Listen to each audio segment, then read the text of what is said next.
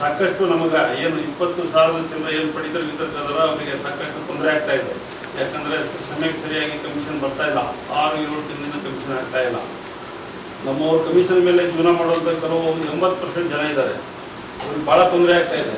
ಸಾಕಷ್ಟು ಬಾರಿ ನಾವು ಬೆಂಗಳೂರಿಗೆ ಕಮಿಷನರಿಗೆ ಮಿನಿಸ್ಟ್ರಿ ಭೇಟಿ ಆದರೂ ಕೂಡ ಇವತ್ತು ಆಗ್ತವೆ ನಾಳೆ ಆಗ್ತವೆ ಅಂತೇಳಿ ತಳ್ಕೊಂತ ಬಂದ್ದಾರೆ.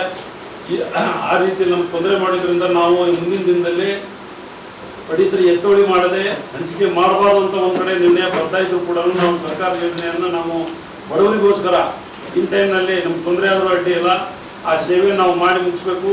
ಈ ಸರ್ಕಾರದ ಅನ್ನಭಾಗ್ಯ ಯೋಜನೆ ಬಡವರಿಗೋಸ್ಕರ ಮಾಡಿದ್ದಾನೆ, ಇದನ್ನು ನಾವು ಜನರಿಗೆ ಮುಗಿಸ್ಬೇಕಂತ ಹೇಳಿ ನಾವು ಇಷ್ಟು ತೊಂದರೆ ತೊಗೊಂಡು ನಾವು ಮಾಡ್ತಾ ಇದ್ರು ಕೂಡ ನಮ್ಮ 6-7 ತಿಂಗಳಿಂದ ಸರಿಯಾಗಿ ಕಮಿಷನ್ ಬರ್ತಾ ಇಲ್ಲ. ಈ ಹಿಂದೆ DBT ಅಂತೇಳಿ ನೇರ ನಗದು ನೇರವಾಗಿ ನಮ್ಮನ್ನು ಕಮಿಷನ್ ನಮ್ಮ ಖಾತೆಗೆ ಹಾಕ್ತೇವೆ ಅಂತೇಳಿ ಸರ್ಕಾರ ಮಾಡ್ತಾ ಇತ್ತು.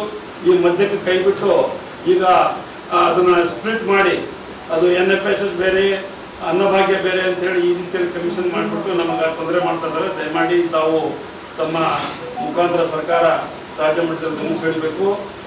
ಜೊತೆಗೆ ನಾವು ಸಾಕಷ್ಟು ಕೇಳಿದ್ವಿ, ಈ ರಾಗಿ ಜೋಳ ಅಂತೇಳಿ ಸರ್ಕಾರ ಮಧ್ಯದಲ್ಲಿ ಇವೆಲ್ಲ ತಂದಾಗ ಸಾಕಷ್ಟು ಧೂಳು ಮತ್ತೊಂದಿತ್ತು.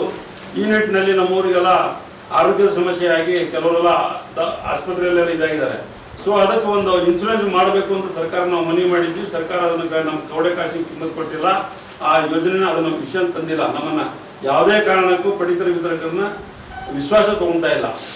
ಈ ರೀತಿಯಲ್ಲಿ ನಡೀತಾ ಇದೆ.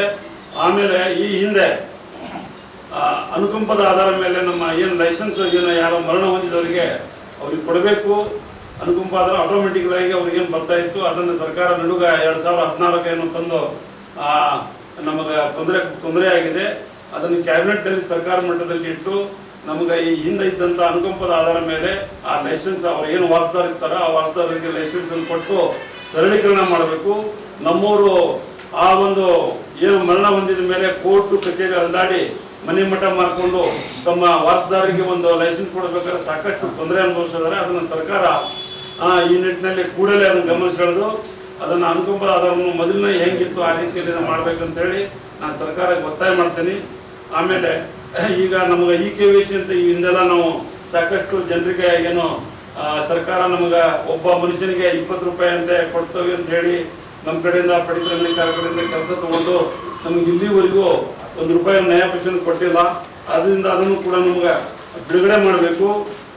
ಮತ್ತು 25ರಲ್ಲಿ ನಮಗೇನು ಬಾಕಿ ಇರುವ ಮೇ 25ರಿಂದ ಅಕ್ಟೋಬರ್ 25ರವರೆಗೂ NFSA ಕಮಿಷನ್ ಮತ್ತು ಆಗಸ್ಟ್ 25ರಿಂದ ಅಕ್ಟೋಬರ್ 25ರವರೆಗೆ ಅನ್ನಭಾಗ್ಯ ಕಮಿಷನ್ ಬಿಡುಗಡೆಗೊಳಿಸಬೇಕಂತೇಳಿ ಸರ್ಕಾರಕ್ಕೆ ಈ ಮುಖಾಂತರ ನಾವು ಒತ್ತಾಯ ಮಾಡ್ತೇವೆ. ಮತ್ತು ರೇಷನ್ ಏನಿದೆ ಅಂತಂದ್ರೆ ಈ ಹಿಂದೆ 1ನೇ ತಾರೀಕಿಗೆ ರೇಷನ್ ಪಡಿತರ ಎತ್ತುವಳಿ ಆಗ್ತಿತ್ತು. ನಾವು 4-5 ತಾರೀಕಿಗೂ ಭಾಳ ಅಂದ್ರೆ 10ನೇ ತಾರೀಕಿಗೆ ಒಳಗೆ ನಾವು ಡಿಸ್ಟ್ರಿಬ್ಯೂಷನ್ ಮಾಡ್ತಿದ್ವಿ. ಈಗ 28 ತಾರೀಕು 25 ತಾರೀಕಾದ್ರೂ ರೇಷನ್ ಬರ್ತಾ ಇಲ್ಲ. ಅನ್ನಭಾಗ್ಯದ ಅಕ್ಕಿ ನಮ್ಗೆ ಸರಬರಾಜು ಮಾಡ್ತಾ ಇಲ್ಲ. ಜನರಿಗೆ ನಾವು ಹೇಳೋದೇ ಭಾಳ ದುಸ್ತರಾಗಿದೆ. ಅದಕ್ಕೆ ನಮ್ಮ 10ನೇ ತಾರೀಕಿಗೆ ಒಳಗೆ ಏನಿದೆ ಅನ್ನಭಾಗ್ಯ ಇರಲಿ NFS ಇರಲಿ ಎಲ್ಲ ಏನು ಸರ್ಕಾರ ಏನು ಕೊಡ್ತದೆ ಬಿಫೋರ್ ಆಗಿ 5 ಅಥವಾ 10ನೇ ತಾರೀಕು ಒಳಗೆ ನಮ್ಗೆ ಕೊಟ್ಟಾಗ ನಾವು ಜನರನ್ನ ಪಡಿತರ ನಮ್ಮ ಏನು ಕಾಡದ ಬಡವರಿಗೆ ಅದರ ಸಮರ್ಪಕವಾಗಿ ನಾವು ಅವ್ರನ್ನ ಏನು ಸೇವೆ ಮಾಡಲಿಕ್ಕೆ ನಮ್ಗೆ ಅನುಕೂಲ ಆಗ್ತದೆ.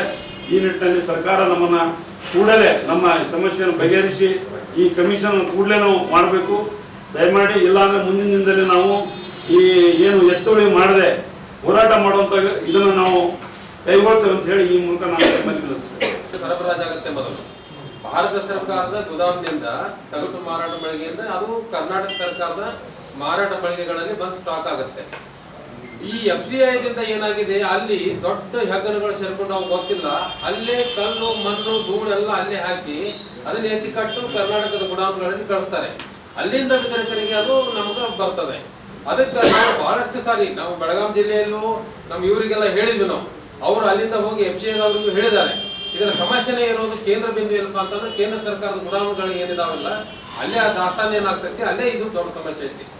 ಮತ್ತೊಂದು ಈಗ ಪ್ರಶ್ನೆಯನ್ನು ಎತ್ತಿದ್ರಿ, ದಾವಣಗೆರೆಯಾಗ ಬಹಳಷ್ಟು ಅಂಗಡಿಕಾರರು ಕಡ್ಡಾಯವಾಗಿ ತಗೋತಾರೆಲ್ಲ ಚೀಟಿನ ಮಾಡುವುದು ಅಂತಂದ್ರೆ ಇದು ಅತ್ಯಂತ ದೊಡ್ಡ ತಪ್ಪು. ಯಾಕಂತಂದ್ರೆ ನಾನು ಸ್ಪಷ್ಟವಾಗಿ ಹೇಳ್ತೇನೆ, ಯಾರು ನಿಮಗೆ ಕೊಡೋದ್ರಲ್ಲಿಲ್ಲ ಚೀಟಿ ರೊಕ್ಕ ಕೊಟ್ಟರೆ ಕೊಡ್ತೇನೆ ಅನ್ನೋದು ಅತ್ಯಂತ ದೊಡ್ಡ ಅಪರಾಧದಿಂದ. ಏನ್ ಪ್ರೀತಿಯಿಂದ ಕೊಟ್ಟರೆ ಕೇಳಬಹುದು ಅಷ್ಟೇ ವಿನಃ ನಿಮಗೆ ಕೊಡೋದನ್ನು ಇಲ್ಲೋದು ಅನ್ನೋದಕ್ಕೆ ಯಾವುದೇ ರೀತಿಯಲ್ಲಿ ಸಂಘ ರಾಜ್ಯ ಸಂಘ ಇದನ್ನು ಒಪ್ಪುವುದೂ ಇಲ್ಲ ಅಥವಾ ಬೆಂಬಲಿಸುವುದೂ ಇಲ್ಲ. ಖರ್ಚು ಎಲ್ಲಾರ್ಗು ಇರ್ತೈತಿ, ನಮಗೂ ಬಹಳ ಖರ್ಚು ಐತಿ.